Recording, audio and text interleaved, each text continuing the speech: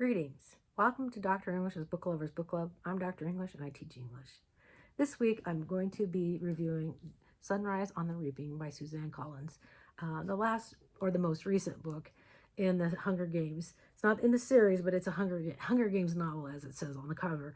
And I said last week, I think that The Ballad of Songbird and Snakes is a book that kind of pairs with Sunrise on the Reaping because you have some of the same characters and you have that background story about Coralina Snow, and this is about Hamish Abernathy, who I will say has always been one of my favorite characters throughout the series. And I absolutely love Woody Harrelson in the movies, in the Hunger Game movies. I think he played that part to a T.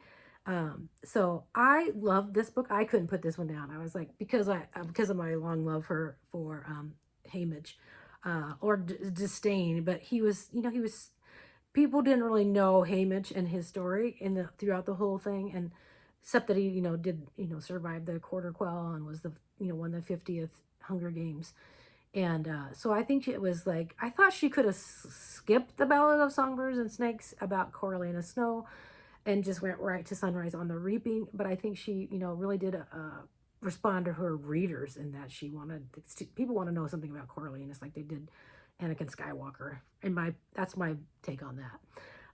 But so much more was given in this about Hamish and what his life, and it ties into, because you have Lucy Gray Baird in this, and then you have Lenore Dove, and so which is Dove is Gray, and you learn a little bit more about how the Covey worked and how they named their children, and she tied these two books together really well in that regard.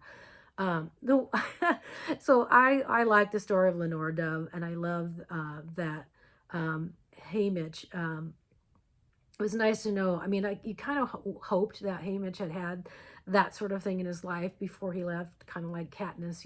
It's a recurring motif throughout the books, because Katniss had Gale, and then she had Peeta. But she had Gale back there that loved all the things she loved, and Hamish had Lucy Gray, although he was from the capital. So, but he fell in love with Lucy Gray, uh, uh, who was from District 12, and so it was nice to figure out that President Snow had a connection to District 12 this whole time, and so the whole thing with Katniss was rather interesting. And then Hamish, was from District 12. We knew that. And this was, with the Battle of Songbirds and Snakes, Coriolanus was, a first mentor before they had mentors from their district. So that kind of explained that a little bit. So you got a little bit of that history. But in this, Hamish, is, generally he's been around, Lenore Dove his whole life. And so they've known each other and been in love for a while, and that she was part of this Covey, that this is a group of singers, that traveled, and they didn't really feel connected to any district, but they settled in, District 12, because they were told they can't do that anymore. But it all kind of makes sense when you think about Appalachia and you think about, that kind of folk music and those kind of traveling families. And, you had, that's very, to me, a very cultural, iconic part of the Appalachians. And so I love that. That's a little bit of history too, of our country, which, and this is Pan Am, is after the U.S., in this northern continent. American continent. So a little bit of history there. But I think the thing about this is that she really continues to, there's so much consistency with Hamish's character in this, even as a young boy. And you get to know more about him because none of the others are ever through his point of view. So I really like that you got to know a little bit more about Hamish in this. I think the only thing I really didn't like about this, and that's only because I'm a big fan of The Raven, the poem. I really did not like how she intertwined that in this book, and I'm sure there are other people who would just say, stop right there. That's the part I loved, and I'm like, I didn't like it at all. I thought that was just kind of, it was pretentious in some ways. I just thought, this is, I didn't like it. But then I'm an English professor, so I think about how we use famous poems and things and think it just seemed like such a well, pretentious isn't the word, but kind of like a like something you do to, I can't think of the word right off the top of my head. I'll think of it later, I'm sure. It seemed like such a trick, kind of like, it's like dog and pony show, but that's not the word I'm thinking of. But it's just like using it in a way that I thought maybe she could have done it a little bit differently. I think she could have left out most of the poem, I think, or at least put it all together. I mean, she kept putting it into the spots that, that I think she thought was tying it together for the story of Lenore Dove. And I'm like, I didn't care for that. But other than that, I mean, I like the fact that, the Covey named her for, a famous poem by Edgar Allan Poe. And, if this is in the future, a lot of those things might have been lost. Books have probably been banned, and they don't have books in in District 12. So you can really appreciate, something from our long gone past is that all the poems, the epics we wouldn't have them today if people didn't memorize them.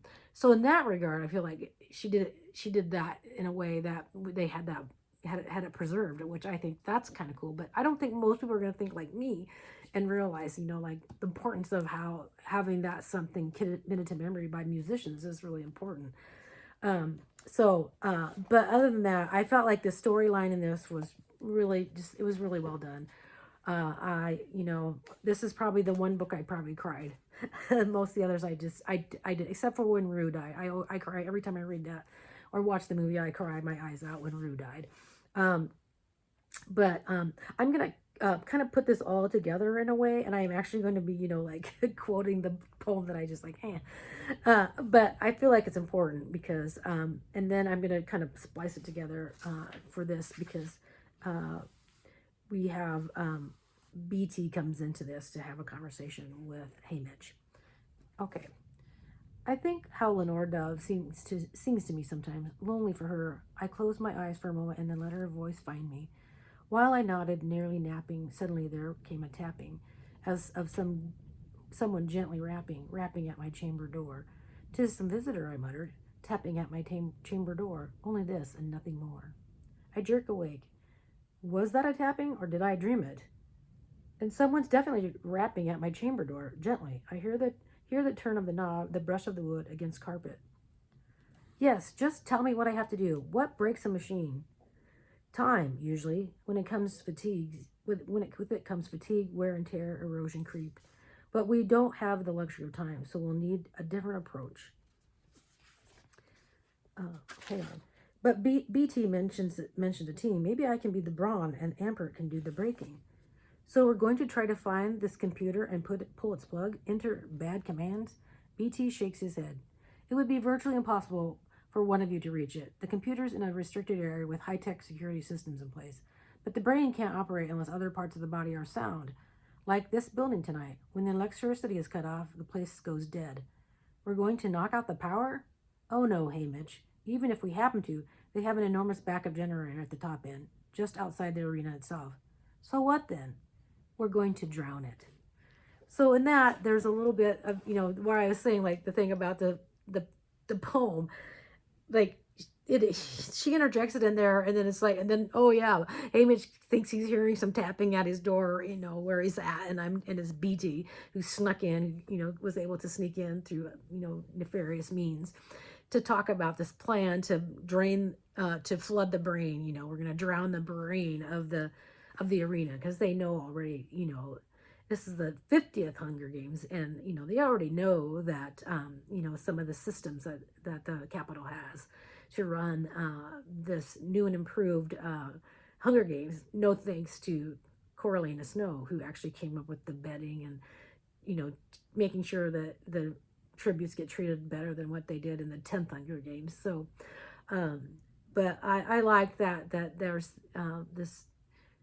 this is the mission for Haymitch in the 50th Hunger Games, is to destroy the brains, and that is like it's not a foreshadowing. It's like, it's the post-shadowing of Mockingjay, where they, take out, or Catching Fire, where they, where Katniss does exactly that with Beetee in the future. I mean, so it's not like the first time that Beetee has done something like that and understands the mission, and you didn't know all this time, that this kind of rebellion has been going on for years. It's like they've been working on it. They had been working on that for years and years, and so that and that's kind of the way it goes. When I think about like the big dynasties, families, royalty, that took years. It doesn't just happen overnight, and so lots of planning. So in that regard, I like that too, and so. Uh, but yeah, I really I thought Sunrise on the Reaping is a really, it was well written. It didn't get bogged down like the other, and I felt like it was, it kind of ends with him, thinking about, Katniss. It's more in the future when he's thinking about her, and there's a tie. That was the thing after Ballad of Songbird and Snake, was Lucy Gray related to Katniss, and we find out in this that Burdock Everdeen is part of this scene, and so yeah, so you pretty much know the family dynamics after reading this. So I feel like she tied up a lot of loose ends in the Sunrise on the Reaping. So I think I would definitely, like I said, I don't think I would teach this. I know of a lot of my college students really were looking forward to this book coming out and loved this book, and I have to agree with them that I really did like it a lot. I feel like it's just encapsulates Haymitch, and we needed to hear Haymitch's story. I really agree with that too. So I would definitely, like I said, form a Hunger Games book club after school, or have it for a book club or book talks, so people can kind of know a little bit about it. So you can say, hey, this is a book you might want to read on your own time. So thank you for joining me for the last 4 weeks to talk about 4 of Suzanne Collins' books. I definitely think if you love dystopian, you would like these books. So I would recommend them in that regard. Absolutely. So thank you for joining me. I'll see you next time. Bye.